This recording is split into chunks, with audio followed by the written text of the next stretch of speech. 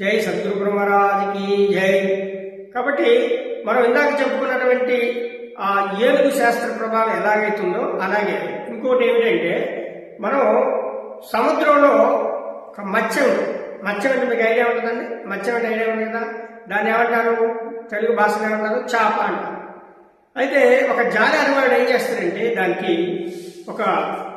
దాన్ని ఏమంటారు, ఎర్ర పెట్టేసి జాలరి దాన్ని ఏమంటారు, మన చేపలు తీసుకోవడం ఒక గాలానికి ఏం చేస్తారంటే కొంచెం మాంసం ముక్క పెడతారు పెట్టి, లేదా ఒక ఎర్రని పెట్టి ఎరేస్తారు. వేసినప్పుడు సముద్రంలో వేగని ఏం చేస్తా, చేప వచ్చేసి మత్స్యం వచ్చేసి అబ్బా భలే దొరికిందిరా నాకు మాంసం ముక్క అని అనుకొని గబక్కన పట్టేసిన తర్వాత ఏమైంది, ఆ గాలి లోపల అంగిట్లో పుచ్చుకొని అదే మాంసం అయిపోతుంది. అదే మాంసం తినడానికి వచ్చి అదే మాంసం అయిపోతుంది జానడు. కాబట్టి ఈ ఇంద్రియాన్ని కూడా మనం ఒక దగ్గరికి పోతున్నప్పుడు ఒక తప్పు చేస్తున్నాం, ఆ తప్పుకు శిక్ష మనం అనుభవించాల్సి వస్తుంది. కాబట్టి ఇది చేయకపోవడమే మంచిదని గ్రహించటమే ఇంద్రియాన్ని జయించటం. దీన్ని ఎప్పుడైతే మనం ఒక్కొక్క ఇంద్రియాలు మనం ఇలా జయించుకుని పోతే అసలు మనకి గొడవ వచ్చేది కాదు. అందుకని పంచభూతాలను కూడా జయించడం అంటే అదే అనమాట. ఎన్ని వేదాంతాలు ఎన్ని చెప్పాలో అన్నీ చెప్తున్నారు.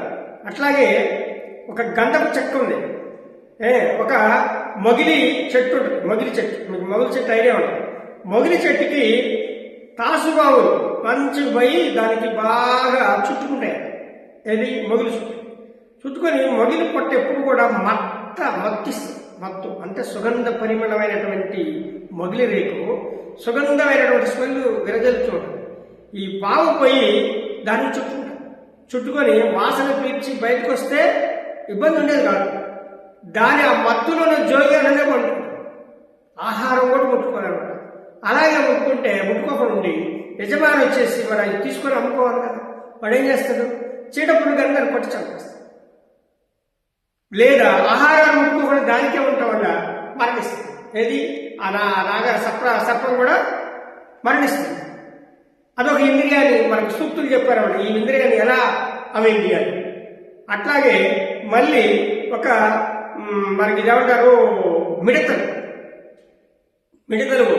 మిడతలు ఏం చేస్తాయంటే దీపం చుట్టూ తిరుగుతూ ఉంటాయి. తిరిగి దీపాన్ని ఆ వెలుతురు చూస్తాయి. కానీ చూసి ఆ వెలుతురులో మనమే ఉంటే ఎలా ఉంటుంది అని చెప్పి దాన్ని ముట్టుకుంటాయి. ఏం ముట్టుకుంటాయి, నిప్పును ముట్టుకోగానే ఏమైంది, కాలి బూడిదైపోతుంది. అంటే ఇంద్రియాన్ని మనం జయించలేకపోయాము అని. తర్వాత ఇది చేశారా, మనకి ఏమంటారు, భ్రమరం ఉంది, ఐడియా ఉంది కదా.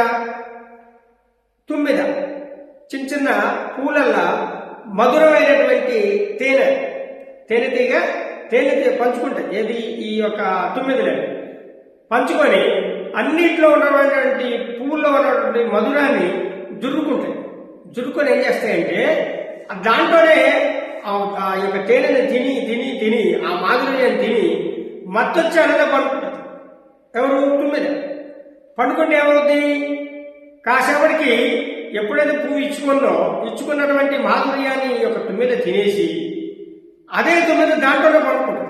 మధ్యాహ్నం నుంచి ఆ రెక్కలన్నీ కూడా ఇలా ముడుచుకొని దాంట్లోనే చచ్చిపోతుంది. మీకు అర్థమైంది అనుకుంటాను. కాబట్టి ఈ యొక్క పంచ ఇంద్రియాలు పెద్దలు వారు అడిగారు, వారికి సమాధానం దొరికిందని నేను భావిస్తూ జై సద్గురు బ్రహ్మరాజుకి